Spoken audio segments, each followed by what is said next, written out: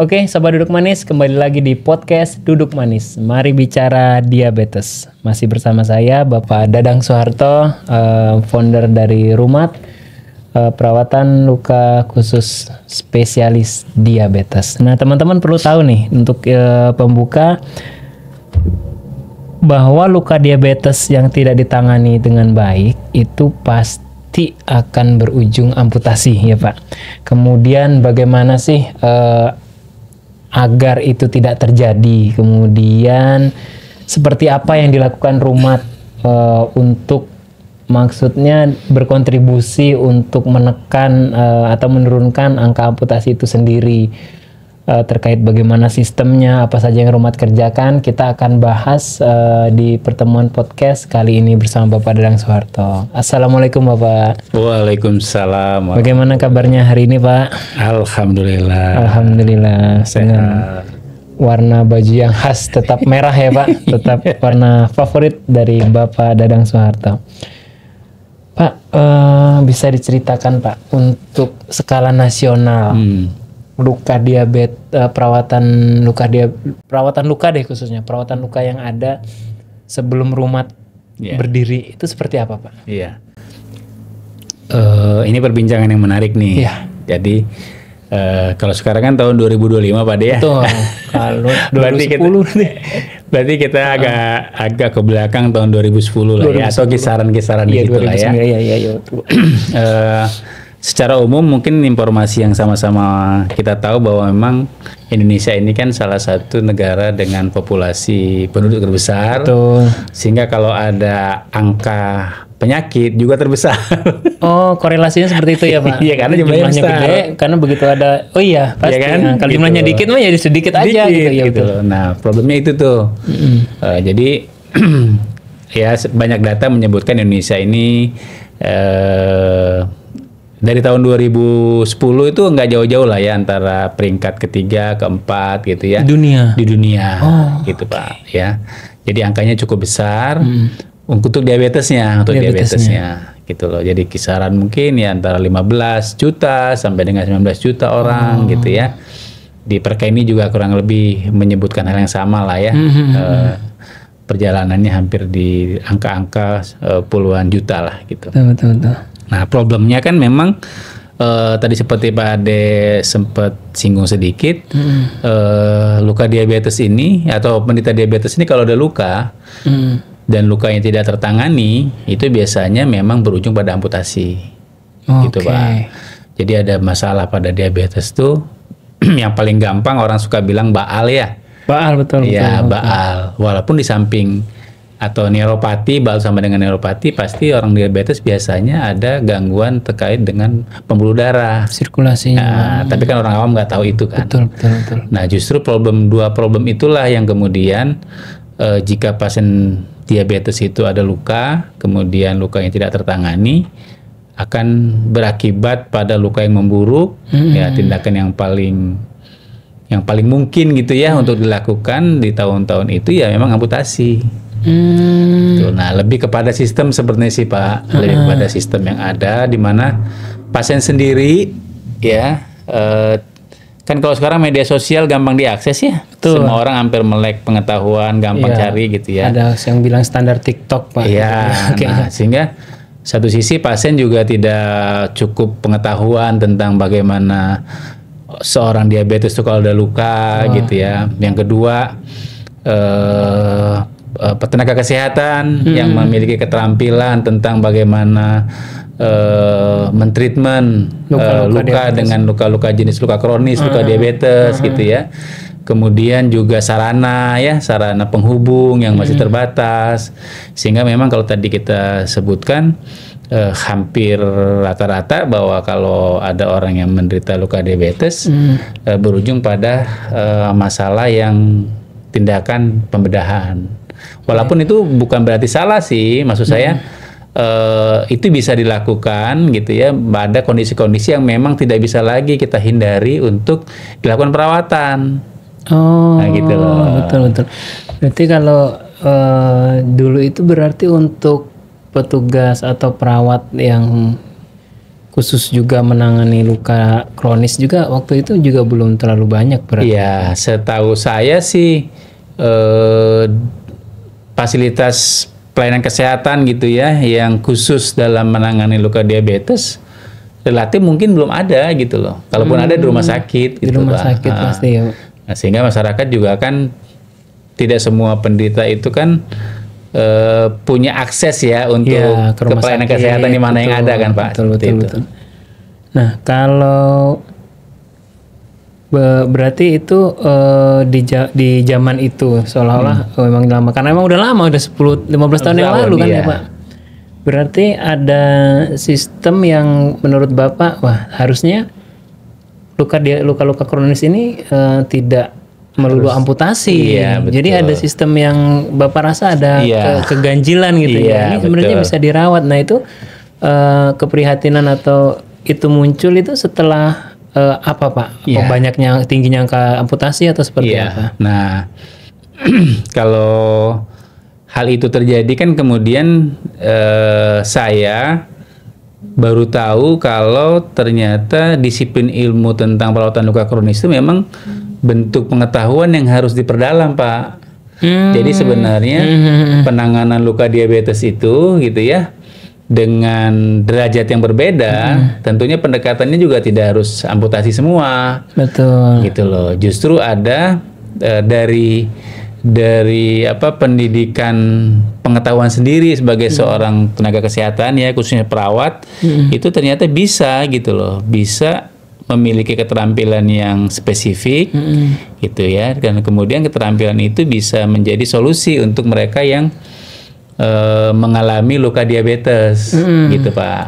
Oke. Nah baru dari situ kemudian disadari gitu ya pada tahun 2010 kemudian rumah itu terbentuk, baru kemudian kita mulai perlahan-lahan kira-kira kebutuhan apa sih yang bukan hanya pada skill tapi pada hal-hal lain yang kira-kira itu menjadi satu kesatuan yang berkontribusi gitu ya untuk bisa menghindari atau memberikan alternatif pilihan selain tindakan amputasi. Gitu, betul Pak.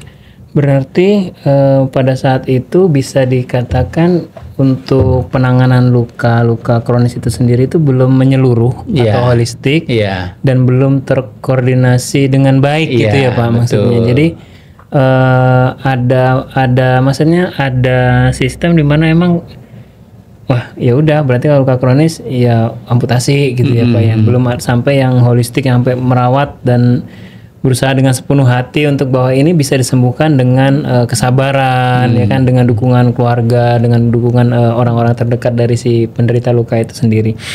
Nah Pak, untuk penderita luka otomatis saat itu edukasi itu pasti masuk ya Pak. Jadi ketika misalnya saya sakit flu misalnya, pasti saya akan baca-baca tentang flu segala macam. Nah pada saat flashback 14-15 tahun yang lalu untuk edukasi sendiri apakah udah masif seperti yang sudah Rumat lakukan sekarang?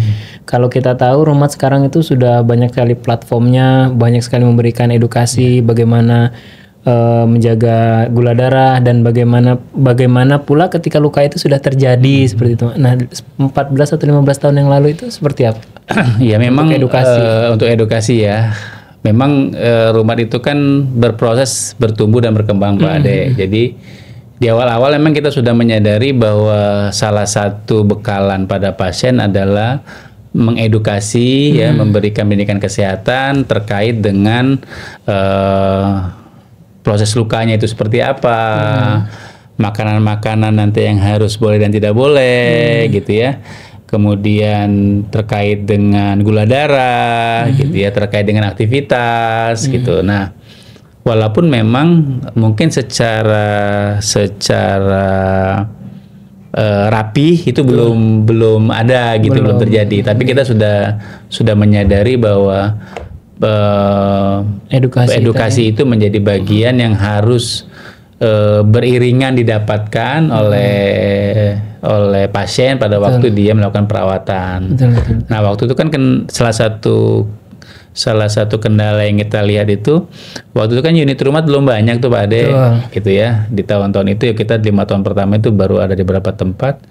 Nah problemnya itu biasanya adalah pasien-pasien yang jauh, yang harus datang, gitu kan. Mereka mau berobat tapi kan jarak tempuhnya kadang jauh. Betul. Ya, nah itu juga kemudian menjadi salah satu pemicu kita tuh gitu Pak untuk bisa ngeliat gimana ya pasien-pasien yang menderita luka ini kemudian bisa mendapatkan pelayanan gitu ya walaupun dalam posisi mereka jauh dari unit gitu Pak. Sampai sebegitunya gitu ya Pak. Maksudnya ya udah kalau memang tidak ada caringnya tadi yang pernah kita bahas di episode sebelumnya itu ya udah kalau datang saya rawat, kalau enggak ya udah gitu. Tapi sampai benar-benar wah jarak ini berarti harus mobile nih, perawat lukanya nih harus mobile gitu ya Pak. Makanya ada layanan di kita itu rumah home care ya Pak, home care yang siap menjangkau ketika si pasien itu tadi mungkin kebetulan tidak ada yang mengantar di hari itu atau dengan sebagainya yang mengharuskan perawat kita datang gitu ya Pak ya. Baik, untuk di 14-15 tahun yang lalu Pak, untuk home care itu sendiri Pak, pasti belum ada Pak. Hampir tidak ada atau bisa dikatakan belum ada gitu Pak. Iya, sudah ada, cuman waktu itu kan nanti dalam perkembangannya kan kita punya aplikasi Pak ya, ada rumah kita, ada Rosi gitu ya. Jadi kalau kita bicara 2 tahun 3 tahun pertama itu kita sudah ada staf-staf kita itu yang home care gitu. Cuman home care-nya itu kadang jarak itu jauh gitu Pak. Jadi ada satu peristiwa itu karena mungkin jaraknya jauh, mungkin dia juga secara kesiapan mental untuk makan juga mungkin ada yang telat gitu ya. Sampai staf kita tuh ada yang pingsan di halte bus. Pingsan di halte Pak? Di halte bus gitu. Pulang perawatan itu? Aduh. Nah jadi berangkat dari ya itu tadi ya saya bilang ya memang dulu saya berpikir Pak rumah itu cukup satu saja gitu. Tapi besar gitu. Iya. Ternyata tipikal pasien diabetes gak seperti itu. Mereka itu ada masalah dengan jarak gitu loh. Iya, dengan mobilitas. Iya, dengan mobilitas gitu. Nah, memang semuanya pengalaman itu menjadi guru terbaik gitu ya. Bagaimana kemudian rumah ini berubah dari sisi layanan yang pertama digambarkan, kemudian menyesuaikan kebutuhan masyarakat itu berdasarkan pengalaman yang terjadi. Oke, berarti bertumbuh, berkembang dan terus mencoba menjawab tantangan-tantangan dari penderita diabetes itu sendiri. Pingsan loh, sahabat duduk manis, pingsan. Laki-laki Pak? Sebab kita kan banyak perempuan Pak. Masya Allah, iya saya lupa lagi. Perawat luar biasa kita apresiasi untuk perawat itu. Tapi itulah yang menjadi cakal. Mungkin itu peristiwa cikal bakal kemudian kita berpikir bahwa rumah home care itu harus dengan kendaraan.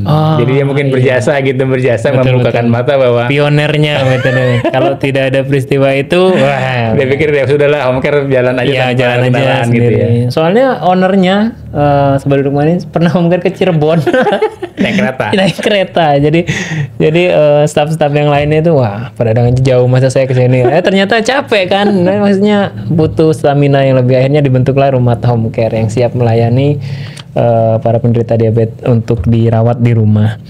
Nah Pak, untuk cerita-cerita pasti banyak sekali 14 tahun ini yang lambat tertangani Pak. Iya. Itu persentasenya berapa sih Pak? Maksudnya misalnya dari 100 pasien atau 100.000 pasien gitu Pak, yang persentase yang ternyata telat nih ke rumahnya gitu.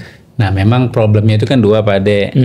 Yang pertama adalah kesadaran masyarakat atau kesadaran penderita diabetes terhadap lukanya sendiri. Betul. Jadi kadangkala dulu Pak, pasien itu datang dalam kondisi yang sudah susah-susah diatasi. Tadi ya seperti saya bilang kan pengetahuan belum mereka cukup bagaimana bahayanya luka. Yang kedua memang secara skill kebutuhan yang harus dimiliki oleh staf kita itu kan terus bertumbuh gitu Pak. Nah, jadi memang angka kejadian kalau dia kondisinya lukanya berat gitu ya, kemudian memang sudah tidak bisa kita melakukan perawatan lagi, akhirnya tindakannya amputasi. Gitu, Pak. Nah kalau melihat prosentasi sih relatif kalau seandainya pasien itu patuh saja dengan jadwal yang kita berikan, itu angka kesembuhan kita itu tinggi. Angka kesembuhan kita tinggi ya. Jadi memang banyak faktor yang kita bisa ukur gitu ya. Faktor-faktor yang mempengaruhi kesembuhan luka itu bukan hanya pada perawat ya, tapi juga pada pasien dan pada keluarga. Karena kan pasien itu kadang kala untuk mencukupi kebutuhan makannya kan dia harus dipenuhi Pak. Betul. Oleh keluarganya. Atau pada waktu dia kontrol dia nggak bisa datang sendiri. Harus support harus ditemani kan gitu loh ya. Jadi itu justru yang kita pahamkan di awal ke pasien itu apa sih hal-hal yang bisa mendukung saling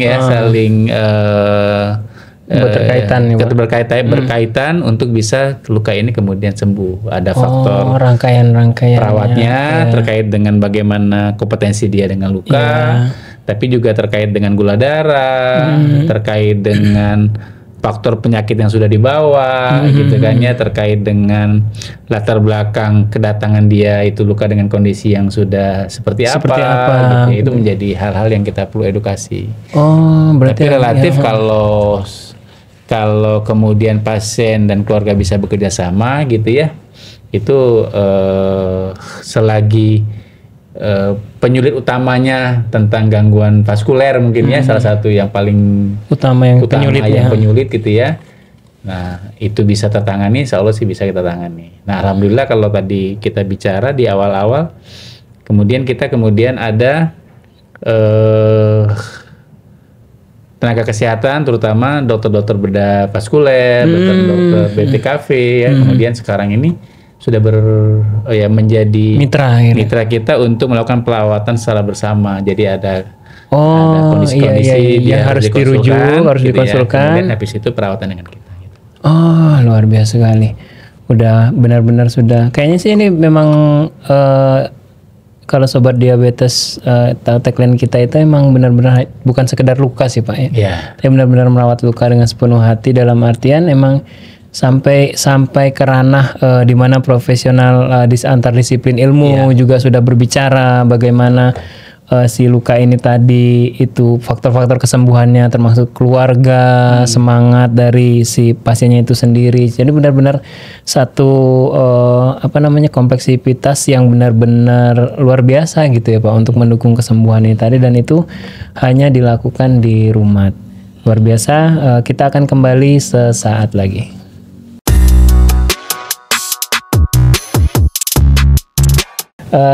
Kita akan bicara tentang bagaimana sistem digitalisasi itu ada di rumah, kemudian apa sih yang mencetuskan, sepertinya kita sudah butuh sistem untuk mensupport apa yang kita lakukan, mensupport visi besar apa yang akan kita tuju, yaitu menurunkan angka amputasi. Baik Pak, untuk digitalisasi sendiri di rumah Pak, itu mulai kapan terfikirkan, Pak? Ya,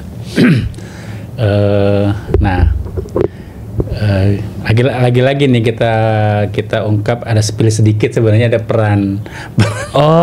Peran beliau. Ya, betul. Saya bisa kayak gini. Tadi kan saya udah sampaikan tuh bahwa ternyata pasien diabetes itu menyebar. Betul. Ya, tidak bisa dia datang ke satu titik, gitu loh ya. Jadi nah, itu yang kemudian harus kita respon.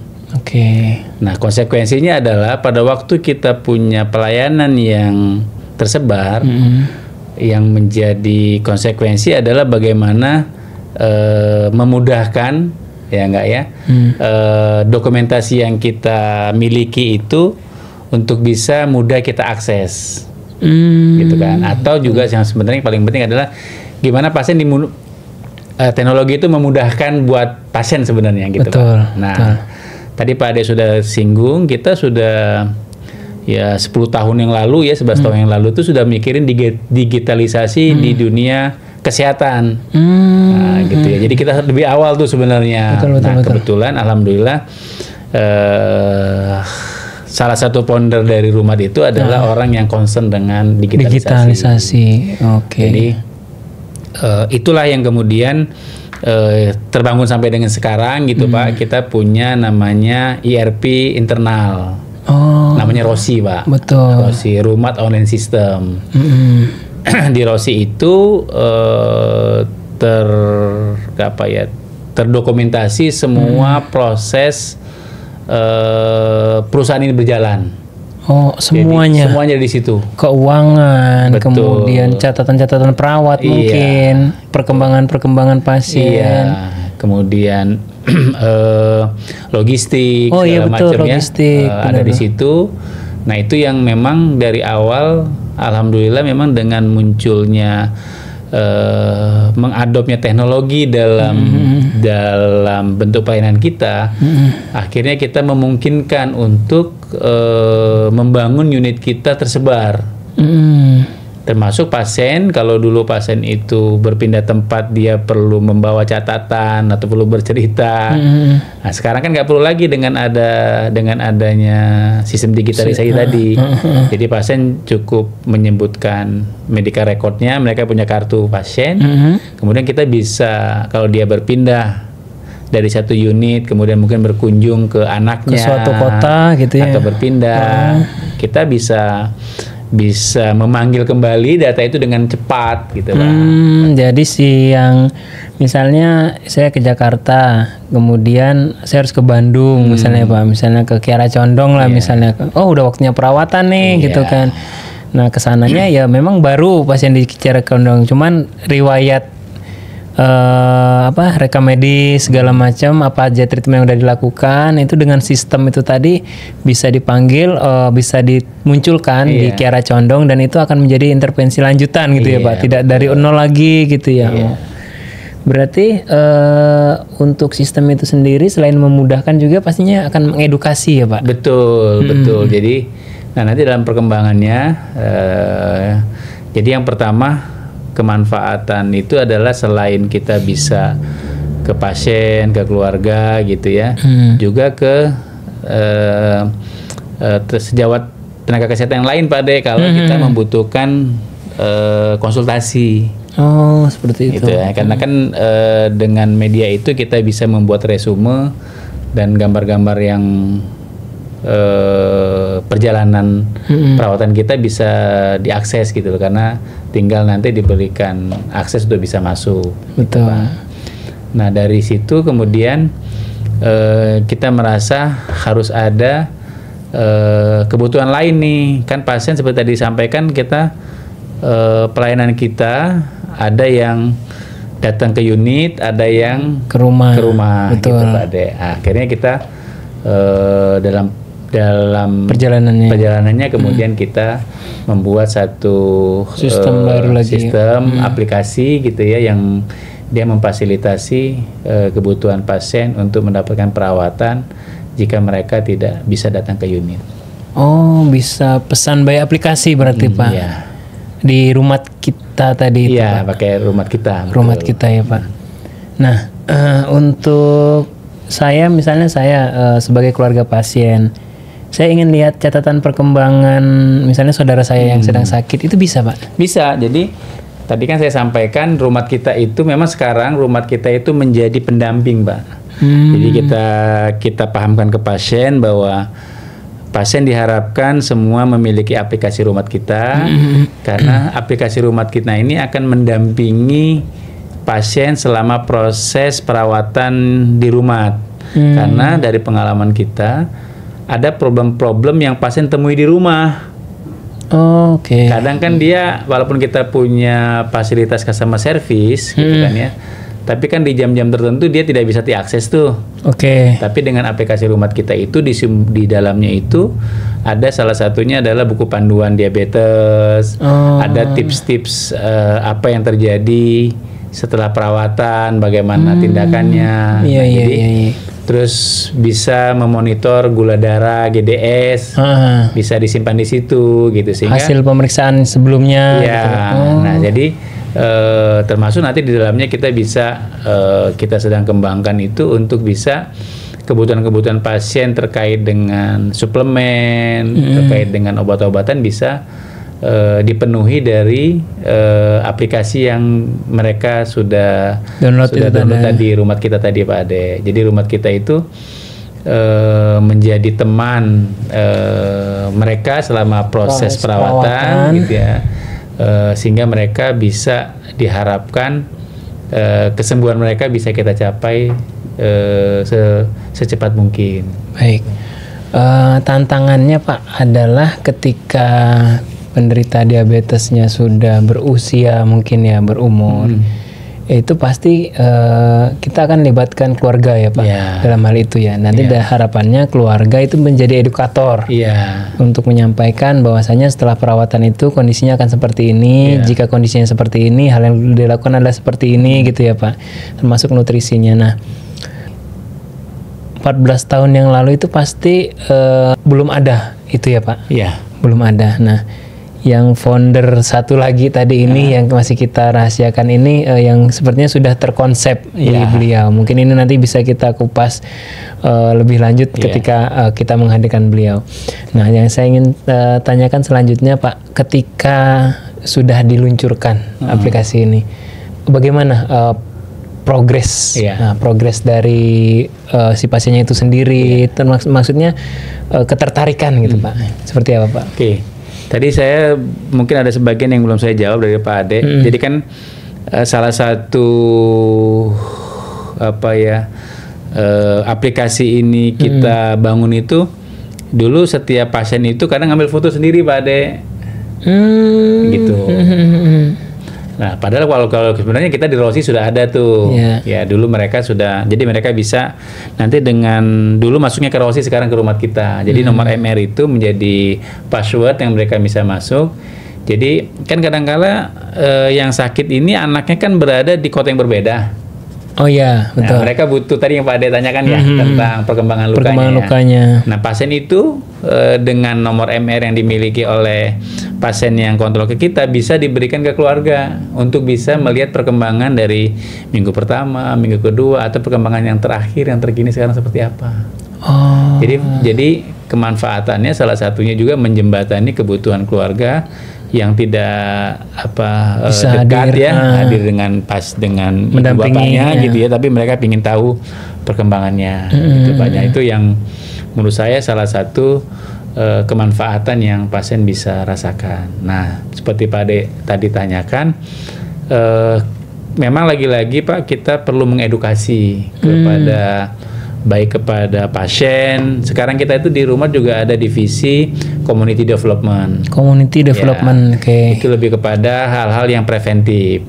Nah, sebenarnya Rumat Kita itu ya di dalamnya itu banyak informasi-informasi terkait dengan hal-hal yang sifatnya pencegahan, preventif gitu Pak Ade. Nah, tapi memang karena kan kita sekarang kalau kita lihat terlalu banyak ya aplikasi di betul. Dunia maya gitu. Jadi kadang-kadang HP pasien itu sudah keburu panas sudah. Gitu Pak. Bisa di-download gitu ya. Lagi-lagi memang kita sedang memformulasikan mendesain ya Pak. Bukan. Kalau aplikasi kita kemudian kita buat lebih mudah lah ya, lebih mudah untuk bisa di-download karena berbasis dia bukan aplikasi yang ini, dia bisa dari web saja gitu loh. Downloadnya dari web. Jadi gitu. Hanya perlu buka alamat webnya. Dari situ baru dia bisa masuk. Nah, jadi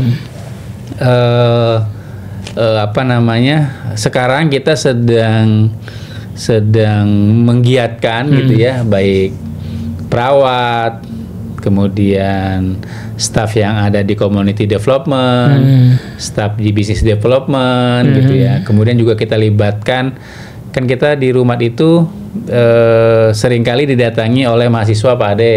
Mahasiswa praktek, mahasiswa keperawatan. Dari gitu. Mana aja tuh Pak biasanya Pak? Biasa kita dari mahasiswa keperawatan itu ada dari Unpad, ada dari Undip, ada UI ya Pak? Dari UI, ya, ada dari kemudian UIN gitu, ada yang ikut praktek. Nah, kita minta mereka juga mengedukasi gitu ya, karena mereka punya kesempatan banyak berinteraksi dengan pasien ya. dan keluarga gitu ya. Nah, alhamdulillah sekarang yang sudah memiliki aplikasi kita mulai bertumbuh Pak, mulai bertumbuh. Harapan kita sebenarnya nanti bisa ini bukan hanya pada pasien-pasien rumah tapi pada masyarakat umum. Tapi kan kita butuh mempromosikan ya. Betul. Kemudian juga kita sedang perbaikan terkait dengan konten yang ada di dalamnya sehingga itu memang dibutuhkan oleh masyarakat luas ya Pak. Gitu. Baik. Berarti ini bisa dibilang sebagai super aplikasi ya Pak? Super app-nya Rumat itu ya, Rumat kita ya. Jadi nanti semua itu akan menggunakan Rumat kita. Jadi termasuk kita di dalamnya untuk kalau kita nanti ada distribusi kebutuhan suplemen, kebutuhan pasien itu lewat super app tadi itu aja mereka sudah cukup ya Pak. Di situ semua gitu ya. Termasuk kontrol mungkin ya Pak, penjadwalan. Iya betul. Dilihat kontrolnya. Jadi sudah terrekod dengan baik bahwasanya di unit A misalnya, dia harusnya di jam ini udah ada isinya. Dia bisa memperkirakan. Jadi itu sangat membantu sekali sih Pak untuk mobilisasinya. Karena bisa jadi kalau cuma datang ternyata loh kok penuh gitu. Biasanya kan kalau kita suka jadi nunggu gitu kan, terus moodnya juga berubah gitu kan, harusnya lebih jadwal kan di situ ada jadwal pasien betul. gitu ya. Benar-benar super yang luar biasa sih kalau menurut saya, karena benar-benar didesain untuk memudahkan dan benar-benar memfasilitasi pasien itu semudah mungkin mendapatkan pelayanan Rumatnya, baik yang di unit maupun di home care-nya sendiri. Nah, yang menarik tadi Bapak menyebutkan itu ada namanya community development Pak. Mereka kan seperti kita tahu preventif, pencegahan. Sementara core dari kompetensi atau core nilai inti dari Rumat adalah merawat Pak. Kalau banyak yang diedukasi, terus nanti gimana Pak? Nanti pasien Rumat. Gitu. Itu gimana Pak itu? Titik temunya itu di mana gitu Pak? Jadi kita sudah lebih maju Pak Ade melihatnya. Jadi gini loh. Sebenarnya kan kita mau datang hadir lebih awal. Gitu loh. Paham. Jadi kita sadarkan mereka saat mereka belum terdampak atau belum menderita. Kayak gitu. Sehingga nanti pada waktu mungkin bukan dia, tapi mungkin orang sekitarnya gitu ya. Gitu Pak. Jadi memang kalau saya lihat nih perusahaan-perusahaan yang besar itu Pak, yang sudah besar gitu ya, kalau kita kan sedang bertumbuh ya. Betul. Itu salah satunya biasanya mereka punya program-program yang sifatnya CSR gitu ya, atau edukasi gitu ya, yang sebenarnya arahnya itu adalah sebenarnya dia datang lebih awal. Gitu. Kan kalau datangnya di belakang dia akan bersaing dengan orang-orang yang memberikan pelayanan yang sama kan. Betul. Tapi kalau dia sudah terinstall lebih dulu, gitu ya, dia akan menang dari sisi pasien memutuskan mau kemana. Gitu. Karena dia pikir pelayanan itu bukan hanya sekedar fokus pada orang yang sudah menderita, tapi dia juga fokus pada orang-orang untuk melakukan pencegahan supaya itu tidak terjadi. Gitu, Pak. Betul. Jadi lebih awal gitu. Jadi kita memberikan pemahaman lebih awal sehingga pasien tadi yang seperti saya sampai di awal pembincangan kita, karena pasien itu datang dengan kondisi yang sudah prognosisnya buruk Pak. Gitu. Tapi kalau dia sadar lebih awal, kalau dia punya luka, itu kan juga akan memberikan kesempatan dia untuk bisa tetap produktif kan. Betul. Betul. Mungkin dengan lukanya bisa cepat teratasi, kemudian bisa produktif. Gitu. Jadi sangat menarik ya Pak. Sebenarnya dia datang lebih awal, jangan sampai terjadi luka seperti ini, dan kalaupun terjadi luka sudah tahu pilihannya harus kemana, harusnya seperti apa. Wah, luar biasa sekali untuk pembahasan kita. Seperti biasa, tidak ada habisnya ternyata. Kalau kita ulik perjalanan Rumat selama 14 tahun ini, sekarang kita udah sampai di mana Rumat itu sedang bertransformasi, sedang benar-benar getol untuk digitalisasinya ya Pak. Semua itu tujuannya adalah untuk mempermudah pasien dalam perawatan maupun mendapatkan edukasi-edukasi yang sangat bermanfaat untuk kesembuhan pasien itu sendiri. Kemudian edukasi-edukasinya juga didesain itu bagaimana untuk mencegah agar tidak jatuh dalam kondisi yang benar-benar parah gitu ya Pak. Betul. Baik, kita akan kembali sesaat lagi, tetap di podcast Duduk Manis. Oke, Sobat Duduk Manis, kembali lagi di podcast Duduk Manis, mari bicara diabetes. Saat ini kita sedang membahas tentang digitalisasi yang terjadi di Rumat, di mana Rumat terus bertransformasi, terus berkembang, terus memperbarui pelayanan dan pelayanannya untuk menggapai pasien lebih jauh lagi, lebih luas lagi, dan mempermudah accessibility untuk pasien itu sendiri. Nah, Pak Dadang, untuk pertanyaan selanjutnya mungkin, apa sih Pak hal yang Bapak temukan setelah menggunakan aplikasi, setelah Rumat melakukan digitalisasi? Oh iya, ini keren banget sih ini gitu. Ada hal yang bisa di-sharingkan nggak Pak? Iya. Jadi memang teknologi itu memudahkan kita untuk banyak hal ya Pak Ade ya. Salah satunya memang kita bisa, akhirnya data kita itu bisa terkolek dengan rapi gitu ya. Kemudian data itu bisa kita pakai untuk mengambil kebijakan. Betul. Gitu, Pak. Nah, salah satunya adalah dengan adaptasi teknologi itu akhirnya kita bisa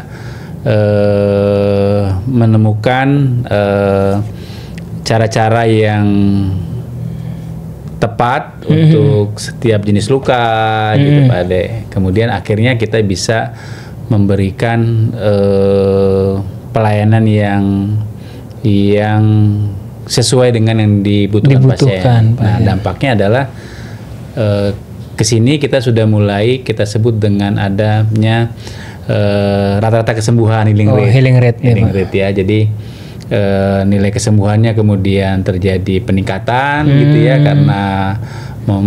karena update data pasien itu jika nanti dia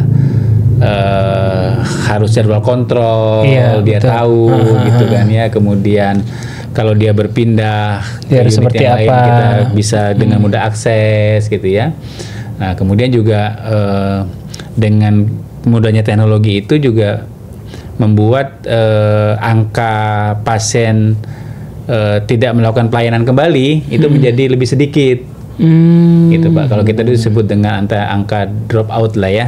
Pasien yang memutuskan tidak melanjutkan perawatan kembali karena banyak faktor gitu ya. Tapi dengan teknologi itu mereka mudah untuk terbangun kesadarannya, bisa diingatkan lebih cepat gitu ya, sehingga itu akan memberikan dampak yang baik buat pasien untuk bisa terus melakukan perawatan. Betul, saya sepakat sih Pak untuk itu. Pasti impact-nya akan powerful sekali gitu ya Pak. Jadi dia di aplikasi itu dia bisa lihat bagaimana luka itu agar tetap sembuh, agar cepat terjadi. Ya kalau kita bilangnya daging-daging barunya cepat tumbuh gitu ya Pak. Kalau kita bisa bawa ke narasinya ke yang lebih umum. Bagaimana luka itu tetap kering seperti itu. Bagaimana balutan itu agar dijaga agar tetap tidak basah. Terus kalau basah emang kenapa gitu kan. Dia bisa di situ otomatis hal-hal itu akan menjadi getaran-getaran yang membuat si luka itu tadi terbantu. Jadi healing rate-nya akan meningkat.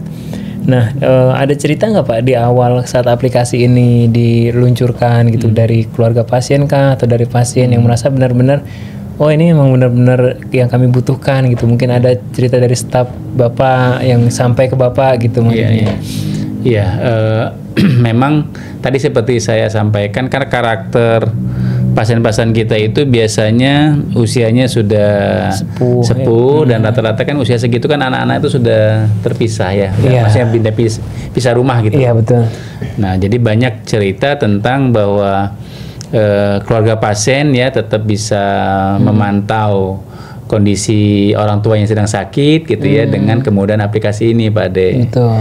Jadi itu banyak sekali tuh cerita-cerita bahwa memudahkan mereka untuk bisa terus mensupport ya ibu atau bapaknya yang sedang sakit gitu ya dengan melihat kondisi yang mereka dapatkan dari aplikasi yang kita punya. Gitu, Pak. Berarti di dalam situ juga kalau sama-sama kita tahu berita dari mulut ke mulut atau referral apa itu sangat berpengaruh ya Pak. Iya betul. Termasuk mungkin di dalamnya ada testimoni dari pasien sembuh yang menginspirasi bahwasanya luka saya tuh lebih besar sebenarnya atau luka yang sebesar itu aja sabar sampai sembuh kok gitu kan. Saya pasti bisa. Berarti banyak juga Pak testimoninya kita masukkan ke dalam situ ya. Iya.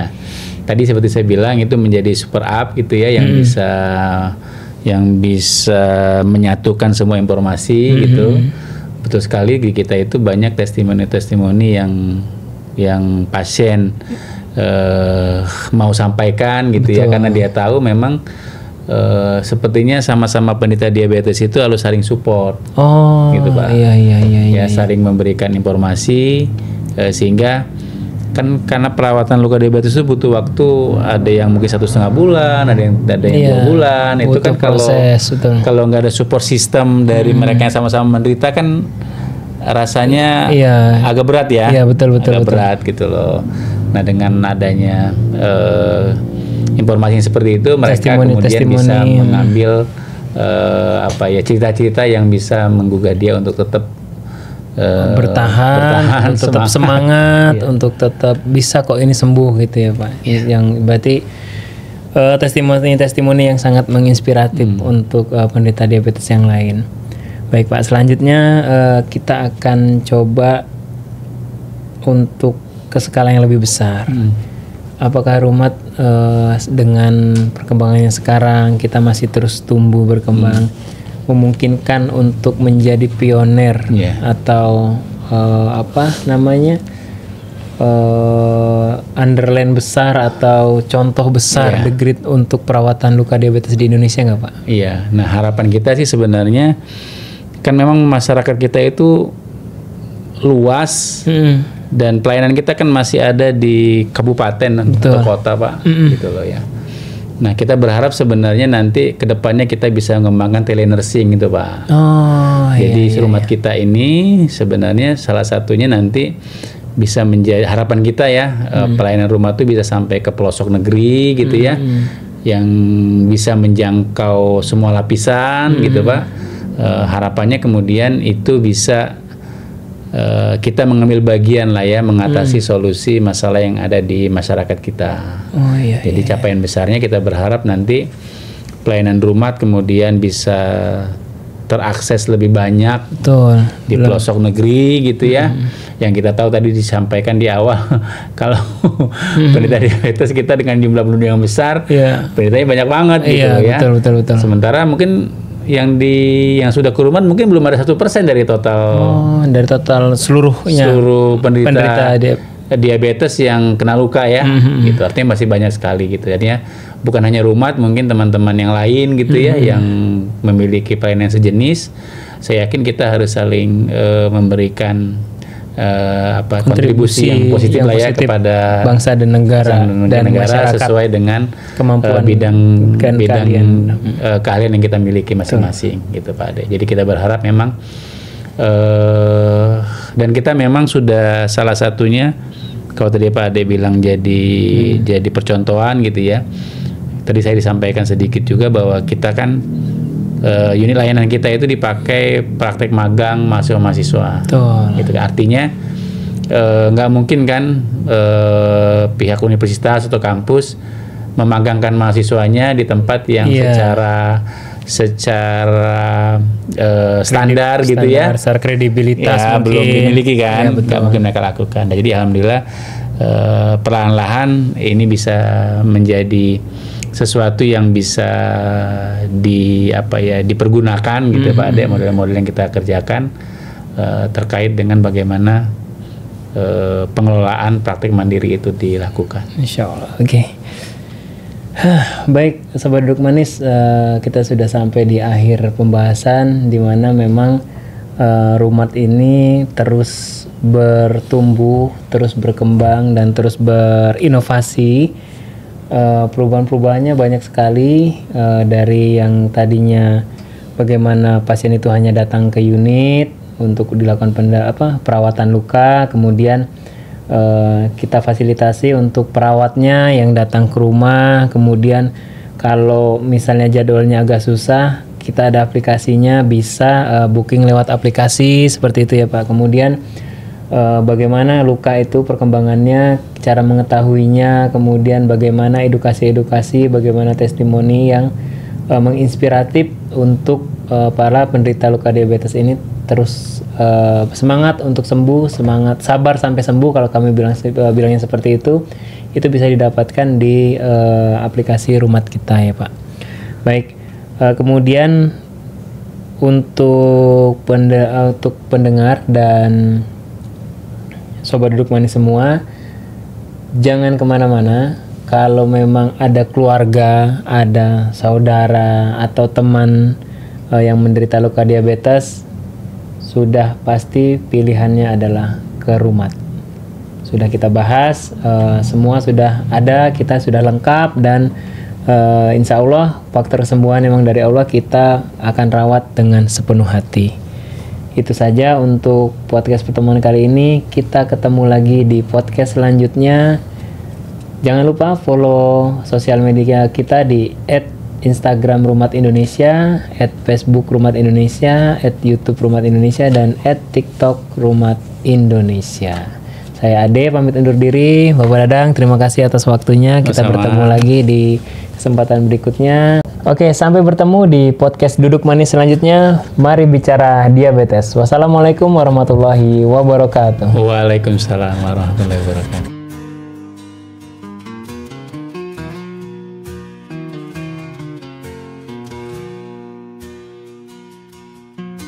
Di rumah kita peduli merawat luka sepenuh hati. Dengan cinta dan keahlian, sembuhkan luka tanpa henti.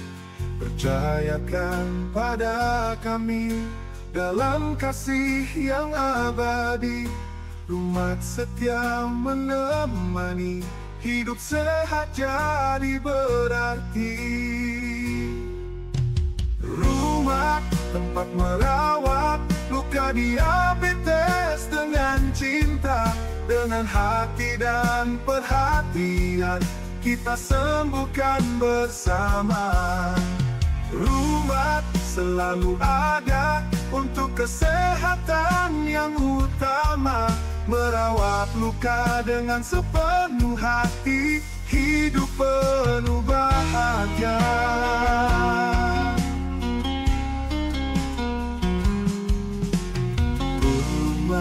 Kita peduli merawat luka sepenuh hati. Dengan cinta dan keahlian, sembuhkan luka tanpa henti. Percayakan pada kami, dalam kasih yang abadi. Rumat setia menemani, hidup sehat jadi berarti.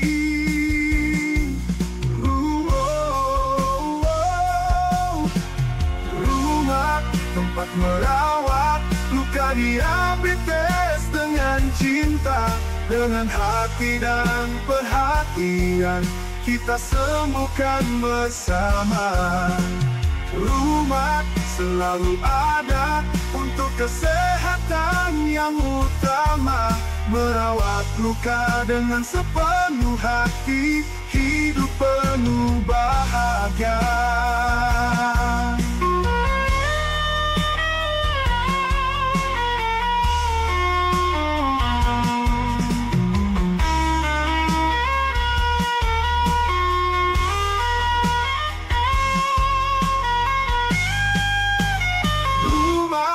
tempat merawat luka diabetes dengan cinta. Dengan hati dan perhatian kita sembuhkan bersama. Rumah selalu ada untuk kesehatan yang utama. Merawat luka dengan sepenuh hati, hidup penuh bahagia. Rumah tempat merawat luka diabetes dengan cinta. Dengan hati dan perhatian kita sembuhkan bersama.